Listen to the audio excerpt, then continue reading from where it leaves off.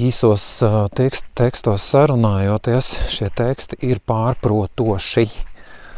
Un cilvēks varbūt nav nemaz tā domājis, bet viņš, piemēram, aizvaino otru. Viņam pat prātā nenāk, nav bijis aizvainot, ja? Bet neredzot viņa seju, neredzot viņa, nezinot viņu, kas viņš ir par cilvēku, plus tas, ko esi vēl uzrakstījis, viņam kaut kādām kļūdām, gan literārām, gan gramatiskām cilvēks var saprast pilnīgi citādāk to, ko tu viņam esi uzrakstījis. Un viņš tev atbild ar dosmu pilnu vēstuli. Pēc šīs vēstules tu apvainojies uz viņu un sāc pretī sūtīt citas aizvainojošas vēstules, šoreiz jau apzināti aizvainojošas. Un tādā veidā veidojās konflikts nekurienē, konflikts uz līdzenas vietas pilnīgā vakumā, jo būtībā tā vietā, lai aizsūtītu balss ziņu, caur kuru var nolasīt tomēr cilvēku emocijas un dziļākos līmeņus var nolasīt pēc balss, jā. Tā vietā mēs vienkārši čatojam, un pat esot kaimiņos, dzīvojot viens no otru netālu, mēs čatojam. Un labi, kad mēs saprotam viens otru, bet ļoti daudz cilvēku viens otru nesaprot. Un viss notiek kasīšanās interneta vidē, un ir viens liels pārpratums. Un cilvēki vai būtnes, nevar viņas pat cilvēkiem nosaukt, būtnes, kuras ir ieinteresētas šo konfliktu, rezultātā saņemt enerģiju no mums, tikai pastiprina šo pārpratumu. Un šīs būtnes kaut kur infernālajā pasaulē sēž un tik sūc no mums enerģiju un priecājās. Baigi forši, kur šitie duraki nevar sapsties savā starpā.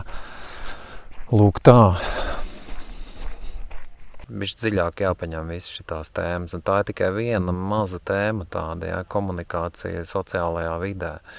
Ja, tāpat arī pasakot līdz kādus komentārus, jūs tur rakstat, jo bieži vien vienkārši cilvēks arī tieši tāpat pēc šitā principa nepadomā, kā var norazonēt uz sabiedrību, un uzrakstot pretrunīgu komentāru, viņš pat negribot var notroļļot, ja, to cilvēku, kas ir izlicis materiālu. Es nerunāju jau par apzinātiem troļļiem, ja, kuriem es uzskatu, ka nav viss mājās, un viņi vienkārši nelaimīgi cilvēki.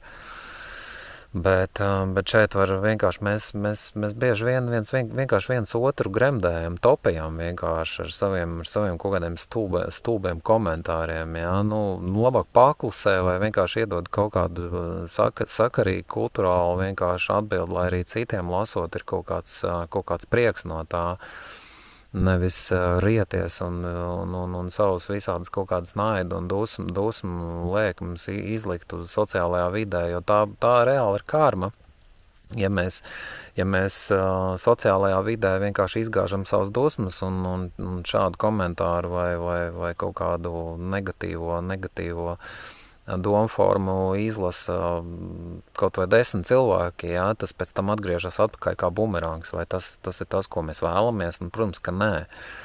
Tāpēc arī es savos video cenšos pēc iespējas sakarīgāk runāt, un es bieži vien daudz ko ierunāju, un pēc tam montējot filmu, es vienkārši izņem ārā vienu lieku daļu, kur ir pilnīgi skaidrs, ka tā ir vienkārši pļaupāšana, ja. Un atstāju kaut kādu kodolu tikai no tā visu, ko es gribēju pateikt. Ja? Tādā veidā es arī trenēju sevi, trenēju savu šo komunikācijas kultūru. Un nav svarīgi, cik jums gadi, vai 50, vai 60, vai 70, vai 80 var sākt savu garīgo attīstību no jebkuru vecumu. Tā, kad esam spēkā un esam tīrībā un drosmē mainīt sevi šīs te iestīdzējušās paradigmas un dzēst savu kaut kādu to tukšo lepnību.